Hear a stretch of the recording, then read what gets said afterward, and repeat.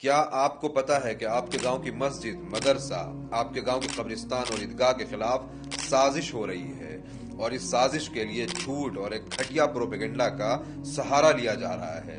हमने ये खूब सुना है कि इंडिया में वक्फ बोर्ड डिफेंस और रेलवे के बाद सबसे ज्यादा लैंड ओन करती है, जो कि 9,40,000 एकड़ जमीन है। कंट्री का तीसरा सबसे बड़ा जमीन का मालिक। रेलवे और सेना के बाद सबसे ज्यादा उसने जमीनों पे कब्जा कर लिया। इंडियन डिफेंस और इंडियन रेलवेज के पास थर्ड लार्जेस्ट प्रॉपर्टी होल्डर है वक्फ board. The country's third largest landowner after the Indian Railways and also after our armed forces. सेना और रेलवे के बाद भारत में सबसे ज्यादा अगर जमीन किसी के पास है तो वो वक्फ बोर्ड है।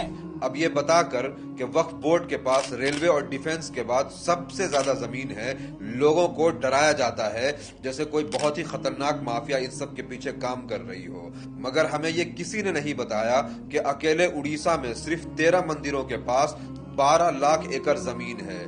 मतलब वक्फ का पूरे इंडिया में जितनी जमीन है उससे 40% ज्यादा अकेले उड़ीसा के 13 मंदिरों के पास जमीन है। और आगे देखिए, तमिलनाडु के मंदिरों के पास 4,78,000 एकड़ जमीन, आंध्र प्रदेश के पास 4 लाख एकड़ जमीन और तेलंगाना के मंदिरों के पास 87,000 एकड़ जमीन है। मतलब अगर उड़ीसा को हटा भी दें तो देश के सिर्फ 3 स्टेट के मंदिरों के पास वक्फ बोर्ड से ज्यादा जमीन है, जबकि 3 स्टेट के बाद अभी 25 स्टेट और 8 यूनियन टेरिटरीज का कैलकुलेशन बाकी है।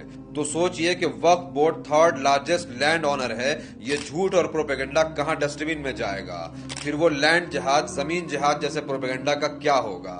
लैंड जिहाद का दूसरा नाम है वक्फ बोर्ड। क्या वक्फ बोर्ड की आड़ में वाकई लैंड जिहाद किया जा रहा है? असल में ये लोग इस झूठ और फ्रेब के जरिए मेजॉरिटी कम्युनिटी को डराना चाहते हैं और फिर वक्फ अमेंडमेंट एक्ट के लिए नैरेटिव बना करके मुसलमानों के मस्जिद और मदरसों को, ईदगाह और कब्रिस्तान के जमीनों को सीज करना चाहते हैं। इसीलिए ऐसी इंफॉर्मेशन को फैलाइए, लोगों को अवेयर करिए।